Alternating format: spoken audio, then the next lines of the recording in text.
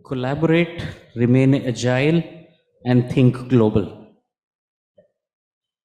Dr. Nirav,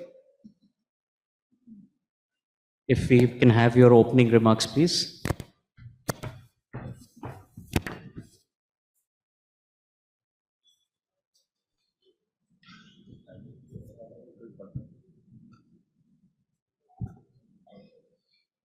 Good afternoon to all of you.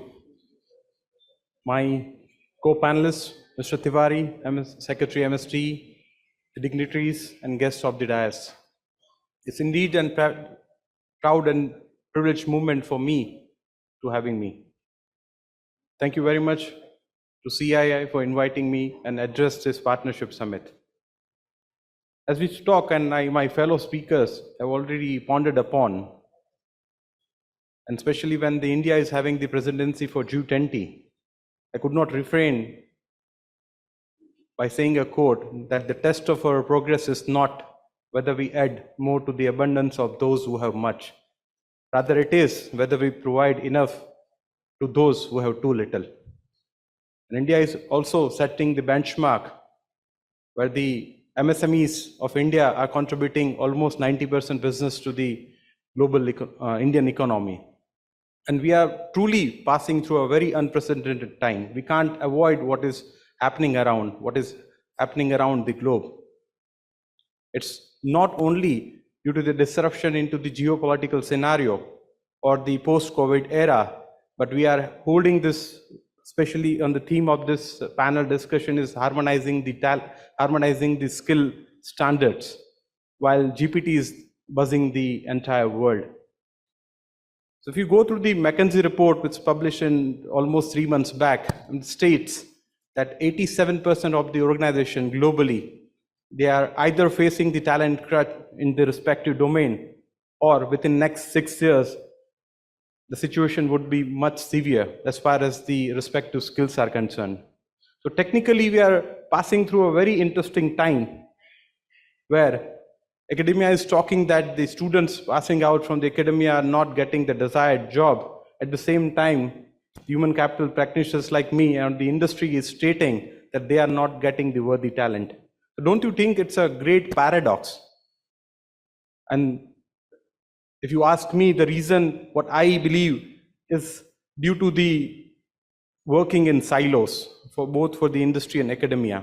So until and unless there has to be a kind of a global or kind of a platform where they can join hands and share that what exactly is missing as far as the skills are concerned. Mr. Secretary also talked about that through NSDC, they jot down the respective job roles, and they are doing their good part by providing the respective skill sets to the respective companies, and especially the talents lying in the respective companies. And you'd be glad to know, sir, that at SRK, where we employ more than 6,000 employees, and the average education within the employee is less than higher secondary, but the skills are so niche that every employee is completely certified by RPL4 scheme, which is run by NSDC, and it might be the only company within the entire James and Jewelry sector where the 100% workforce is certified with recognized prior learning certification run by this NSDC. So gone are the days where the degree only matters, or especially with the new National Education Policy 2020 in place, if you are having a niche skills to work upon, it's not only required to have the worthy degree in the respective domain. When Prime Minister talks about the sutra for this G20 presidency, the One Earth, One Family, so even we can have a kind of a platform where respective identified job sets could be there on the platform, and the industry could have the access of those skill set. So it would be a win-win situation for both the candidates and the employer to identify the mutual desired need within the respective domain. I'm sure you must be aware that the SEBIs keep on coming up with the benchmarks, especially BRSR, the Business Responsible Sustainability Reporting, and the ESG as per the last revision of it. But what about the competencies been built upon on those platforms? So at the same time, the courses and the skills like ESG, environment, social, and governance, and the sustainability reporting, we have to work upon simultaneously to have the desired and the competent workforce within the organization so that they also be prepared how they should be carry out the respective tasks. So these are the skill set which it's kind of required in the due course of time as far as the future of skills are concerned. At the same time, there has to be a harmony between the respective skill set. If I quote the examples, especially in the medicals, still, if like anyone is doing any medical degree in India, they are not valid globally or might be to some of the countries. So how we can build that harmony of the degrees in the respective domain so that the person who has already passed out the respective domain in the area could not be like, it should not happen that they are not eligible to pursue their practice in their respective countries. So how we can build this harmony within the G20 nations to have a kind of a standardization of the respective skill sets in there. So thank you very much for having in. And what I gather is if we talk about the future of skills, the best way to predict the future is to invent it. Thank you very much. Dr. Nirav, thank you very much. Extremely insightful. 6,000 employees, higher secondary only as far as education is concerned, but highly niche in what they do. You spoke about the RPL as a certification. What kind of challenges do you see and what kind of benefit do you see when you put the workers through an RPL kind of a certification? Does the worker feel that they are more empowered? Now they can also look outside of the SRK universe, maybe outside of India for that matter. Do you get that kind of support as well? Yeah, as you rightly mentioned that the average education of the 6,000 employees is less than higher secondary.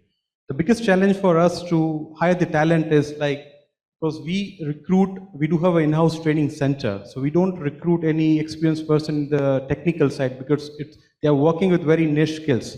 So if anyone wants to join or come in the diamond industry, they have to go through that center. And we provide a kind of a 90 days program for them. And it's totally a kind of we don't charge any fee for the same.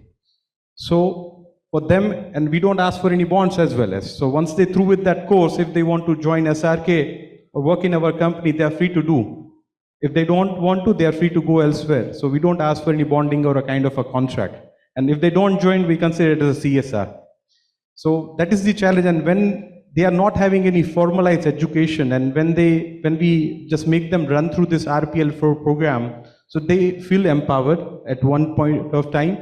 At the same time, they also feel that that's not a kind of a cliche for them to not have a kind of a formal degree or a diploma or a certification. But at the same time, if their skills are certified, and big thanks to NSDC, which comes under the Ministry of Skill Development and Entrepreneurship, they came with that program to make the workers more empowered in their respective domain. And imagine, suppose a less than higher secondary educated guy, had it been they were not working in the James and Jewelry sector in the respective domain, what work would they be able to do it, and what kind of salary they would be able to earn it.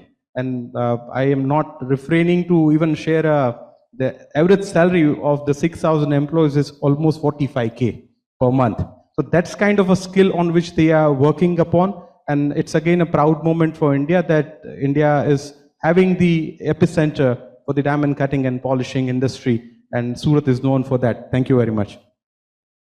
Thank you. Thank you. That's great work that you and your team are doing. You know, this reminds me of a thought. I was born in 1974, and 70s was the decade.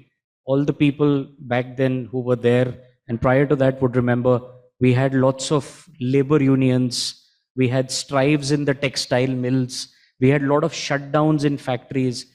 That resonated so much with entrepreneurs that it took almost 20-25 years for people to start looking at manufacturing in a big way.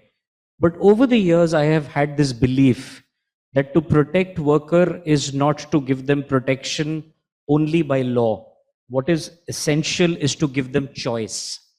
If you empower them and you give them choice, if you give them more opportunities, that's truly supporting labor.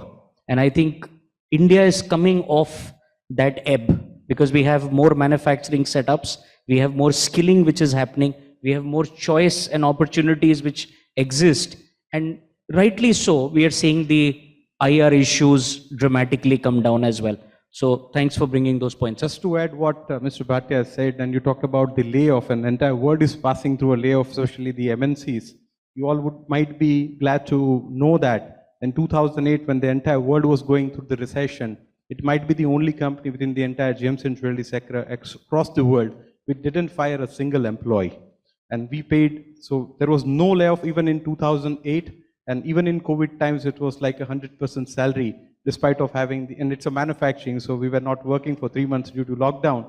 We paid the full salaries to along with the incentives to the workers, and that might be the reason that we are observing an attrition rate of 0.75% at the workplace. Thank you very much. Thank you. That